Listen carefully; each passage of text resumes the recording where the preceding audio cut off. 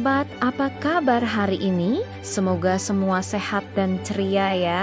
Hari ini kita akan mendengar sebuah cerita yang sangat istimewa. Cerita tentang seekor bebek kecil yang merasa dirinya paling aneh sedunia. Namanya siapa ya? Supaya seru, kita panggil saja dia Ducky. Yuk, kita mulai petualangannya bersama Ducky. Di sebuah danau yang jernih dan dikelilingi bunga teratai yang indah, hiduplah keluarga bebek yang sangat bahagia. Mama bebek sangat menyayangi telur-telurnya. Setiap hari, ia akan menghangatkan telur-telurnya sambil bernyanyi, "Tumbuhlah besar anakku, dunia yang indah menantimu." Suatu pagi yang cerah, saat matahari baru saja mengintip dari balik bukit, terdengar suara retak, retak, krak. Satu persatu, telur-telur mama bebek mulai menetas. Keluarlah bayi-bayi bebek yang sangat lucu.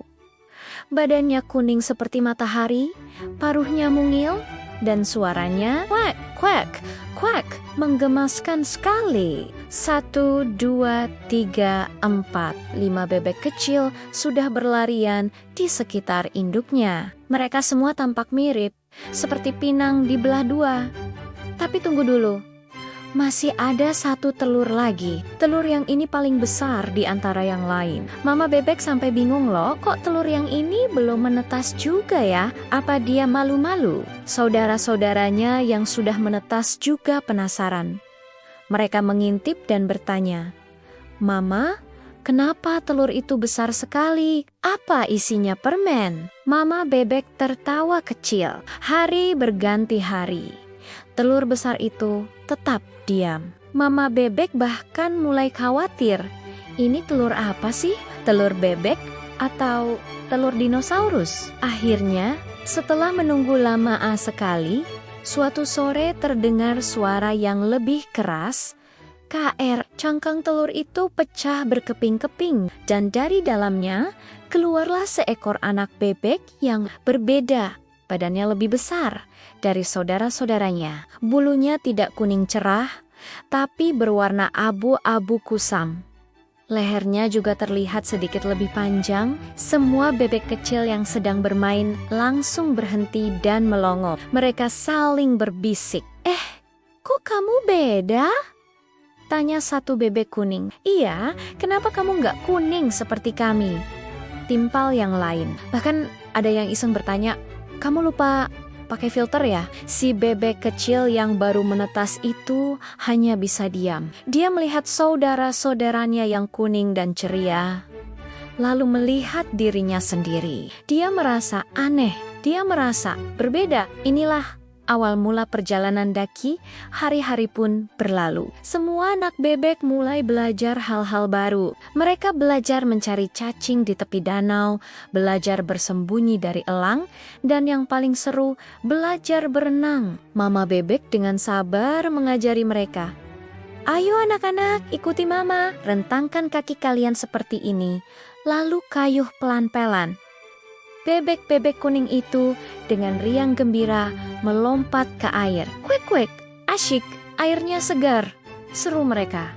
Ducky sedikit ragu. Ia melihat bayangannya yang abu-abu di permukaan air. "Apa aku bisa berenang seperti mereka?" pikirnya. Tapi mama bebek menyemangatinya. "Ayo Ducky, jangan takut. Kamu pasti bisa." Dengan hati-hati, Ducky masuk ke dalam air. Dan wow, ternyata kakinya sangat kuat. Tanpa perlu diajari pun, ia sudah bisa mengayuh dengan lincah. Suatu hari, mama bebek membuat perlombaan kecil. "Ayo anak-anak, siapa yang paling cepat berenang sampai ke batu besar di seberang sana? Nanti mama beri cacing paling gemuk." Semua bebek kuning langsung bersemangat. "Aku pasti menang." "Tidak, aku yang paling cepat." Mereka semua mulai berenang sekuat tenaga, membuat riak-riak kecil di danau. Ducky pun ikut serta. Dan ternyata Ducky melesat seperti anak panah. Ia mengayuh dengan sangat cepat dan kuat, meninggalkan semua saudaranya di belakang. "Loh, kok dia cepat banget? Kata salah satu saudaranya dengan heran. Meskipun Daki punya kelebihan, tetap saja penampilannya yang berbeda sering menjadi bahan ejekan. Saat ia berenang, sekelompok katak di atas daun teratai akan berkoak, kuak-kuak. Lihat si bebek aneh itu, lehernya panjang sekali. Seekor tupai yang usil dari atas pohon juga sering berteriak, "Hei, kamu itu bebek gagal ya? Kenapa warnamu kelabu begitu?" Daki hanya bisa menunduk sedih. Setiap hari ia mendengar ejekan yang sama. Ia mencoba berteman, tapi saudara-saudaranya seringkali meninggalkannya sendirian. "Kamu larinya terlalu kencang, kami jadi capek," kata mereka. Perlahan Daki mulai menjauh. Ia sering berenang sendirian di sudut danau yang sepi, menatap bayangannya di air. "Kenapa ya? Aku nggak seperti yang lain. Kenapa aku harus berbeda?" bisiknya pada bayangannya sendiri. Air matanya menetes, membuat teriak kecil di danau yang tenang. Suatu pagi, setelah malam yang panjang dan penuh kesedihan, Daki membuat keputusan besar. Ia sudah tidak tahan lagi dengan ejekan dan tatapan aneh setiap hari. "Aku akan pergi," bisiknya pada diri sendiri. "Aku akan mencari tempat di mana aku bisa diterima. Tempat di mana tidak ada yang menganggapku aneh." Dengan hati yang berat, ia mengucapkan selamat tinggal dalam diam kepada keluarganya yang masih tertidur. Ia berenang perlahan ke tepi danau, lalu berjalan pergi tanpa menoleh ke belakang. Daki berjalan jauh, jauh sekali. Ia melewati padang rumput yang hijau, menyelinap di antara bunga-bunga liar, dan menyeberangi sungai kecil yang airnya dingin. Di tengah perjalanan, ia hampir bertemu dengan seekor ayam betina yang super cerewet di sebuah peternakan. Ayam itu langsung berkokok heboh saat melihatnya. "Kukuruyu, kamu siapa? Kok tinggi? Kok warnamu abu-abu? Kok lehermu panjang? Kok..." Daki tidak mau mendengar ejekan lagi. Iya, aku tahu aku beda," jawabnya pelan sambil bergegas pergi. Musim pun berganti. Musim panas yang terik berganti menjadi musim gugur dengan dondon yang berjatuhan. Lalu datanglah musim dingin yang menusuk tulang. Daki terus berjalan mencari tempat yang ia sebut rumah.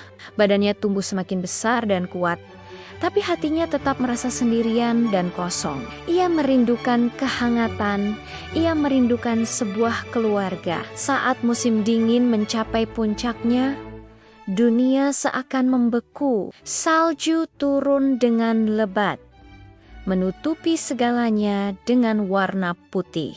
Danau tempat Daki beristirahat membeku menjadi es. Ia kedinginan dan kelaparan. Dengan sisa tenaga yang ada, ia meringkuk di antara semak belukar yang kering, mencoba melindungi diri dari angin yang menggigit. "Tuhan, kenapa aku diciptakan seperti ini? Kenapa aku selalu merasa salah dan sendirian?" Keluhnya putus asa, tubuhnya gemetar hebat. Ia hampir menyerah pada dingin. Tepat saat ia merasa semuanya akan berakhir dari Kayohun, ia melihat sesuatu yang luar biasa indah. Di langit senja yang berwarna oranye, sekawanan burung putih yang sangat besar terbang dengan anggunnya. Sayap mereka lebar dan kuat, leher mereka jenjang dan elegan. Mereka terbang dalam formasi yang indah, lalu turun perlahan ke bagian danau yang mulai mencair karena musim semi akan tiba. Daki terpesona.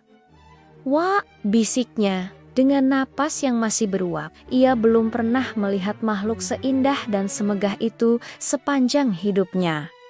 Pemandangan itu memberinya sedikit kekuatan untuk bertahan. Akhirnya, musim semi yang hangat tiba. Salju mencair, bunga-bunga mulai bermekaran, dan danau kembali menjadi cermin biru yang jernih. Daki, yang kini sudah jauh lebih besar dan kuat, mendekati tepi danau untuk minum. Saat itulah ia melihat bayangannya lagi di permukaan air. Tapi ia terkejut. Ia mengucek matanya, tidak percaya dengan apa yang dilihatnya. Loh, itu siapa? Yang ia lihat bukanlah lagi sosok bebek abu-abu yang canggung dan aneh. Bayangan di air itu menunjukkan seekor burung putih yang gagah, dengan leher yang panjang dan anggun, serta sayap yang lebar dan megah. Itu adalah seekor angsa yang cantik. Selama ini, dia bukan bebek yang aneh. Dia adalah angsa. Tiba-tiba angsa-angsa lain yang tadi ia lihat dari kejauhan berenang mendekat. Mereka tidak menatapnya dengan aneh atau mengejeknya. Salah satu angsa yang paling besar dan bijaksana menyapanya dengan lembut. "Halo, anak muda. Kamu datang dari mana? Kamu terlihat seperti kami." Daki terdiam sejenak, masih tidak percaya. Untuk pertama kalinya dalam hidupnya, ia tidak mendengar ejekan. Untuk pertama kalinya ia melihat tatapan yang ramah. Untuk pertama kalinya dia merasa diterima. Dengan suara yang sedikit bergetar karena haru, ia menjawab, Aku tidak tahu. Aku pikir aku adalah seekor bebek yang jelek." Angsa-angsa itu tersenyum. "Kamu bukan bebek. Kamu adalah salah satu dari kami. Kamu adalah angsa yang indah. Ayo, bergabunglah dengan kami, anak-anak hebat." Dari cerita Daki tadi, ada pesan yang sangat penting. Kadang-kadang dalam hidup, kita merasa berbeda. Mungkin kita merasa tidak sepintar teman, tidak sekeren teman, atau punya hobi yang tidak sama dengan yang lain. Tapi siapa tahu, kamu sebenarnya bukan bebek yang salah.